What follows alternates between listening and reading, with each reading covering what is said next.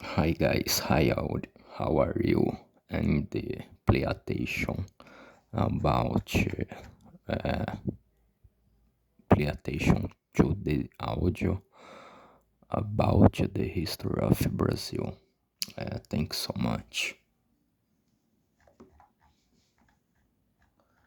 1 minute, 1 minute. 1. Discovery of Brazil, 1500. Brazil was officially discovered by Pedro Álvares Cabral on April 22, 1500, during a Portuguese expedition. However, there is evidence that European navigators were already familiar with the Brazilian coast prior to this date. Upon landing, the Portuguese encountered various indigenous populations, most of whom spoke languages belonging to the Tupi-Guarani family or dialects related to Proto-Tupi. From that moment, Brazil became a colony of Portugal. 2. Second ethnic wave in Brazil. The ethnic formation of Brazil was marked by several waves of people.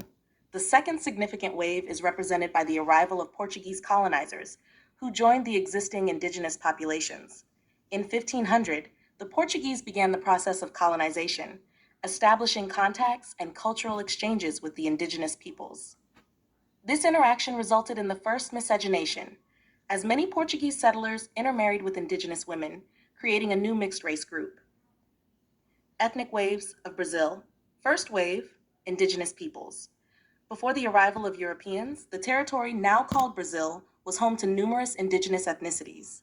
Peoples such as the Tupi, Guarani, and others had distinct cultures, languages, and ways of life. They formed the original basis of Brazil's population.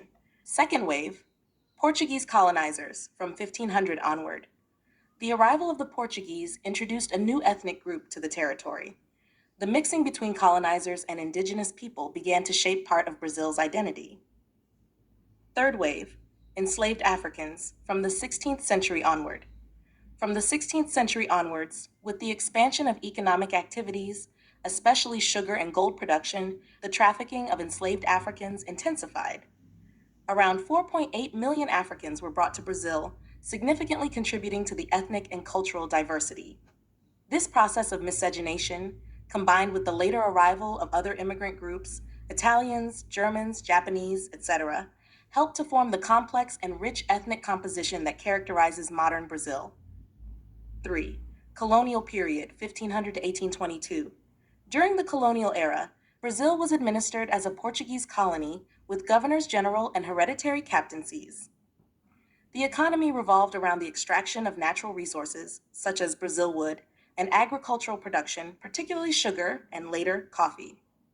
Colonial economy. The economy was heavily export-oriented, with sugarcane cultivation in the Northeast and gold mining in the Minas Gerais region during the 18th century. Labor was primarily performed by enslaved people, both indigenous and African. Slavery in Brazil. Initially, indigenous people were enslaved to work on plantations and in mining. Porém, de fato, nunca existiu uma escravidão indigenista em larga escala, pelo fato de que o indígena preferia a morte do que a escravidão. However, over time, enslaved Africans became the main labor source, especially on large plantations and in mines. Joanine period, 1808 to 1821.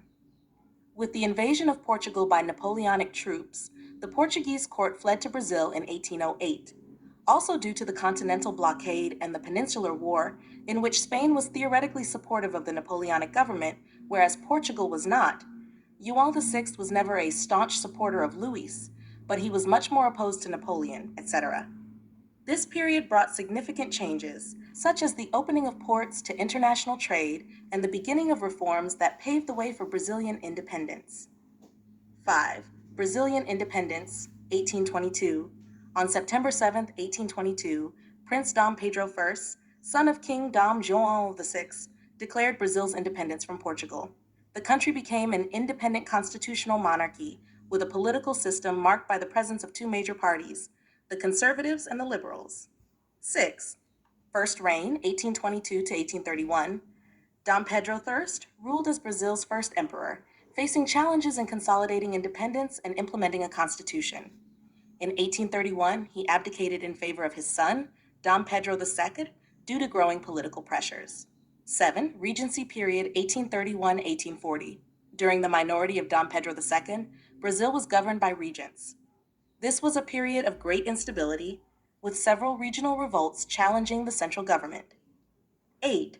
Second reign, 1840 to 1889. Dom Pedro II, crowned emperor at the age of 14, ruled Brazil for nearly half a century. This period was marked by economic advancements driven by coffee production and cultural developments. However, slavery persisted until 1888, when it was finally abolished by the Golden Law, Lei Áurea.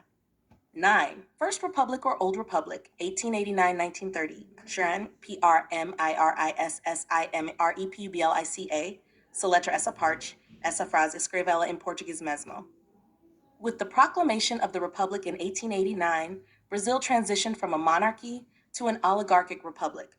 This period was dominated by rural elites, especially the coffee producers from São Paulo, who controlled politics through agreements between states. 10. Vargas era, 1930 to 1945. Getulio Vargas came to power after the 1930 revolution, ending the old republic.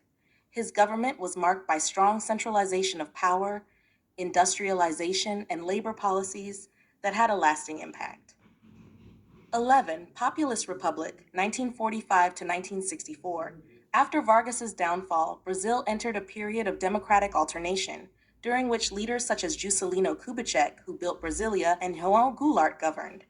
However, economic and social instability culminated in the coup d'etat of March 31, 1964. 12. Military regime, 1964 to 1985. The military regime, which was established in 1964, lasted until 1985.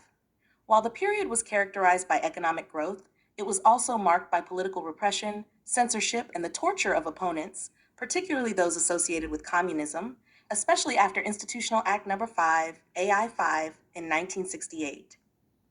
13. New Republic, 1985 present. With redemocratization in 1985, Brazil entered the New Republic.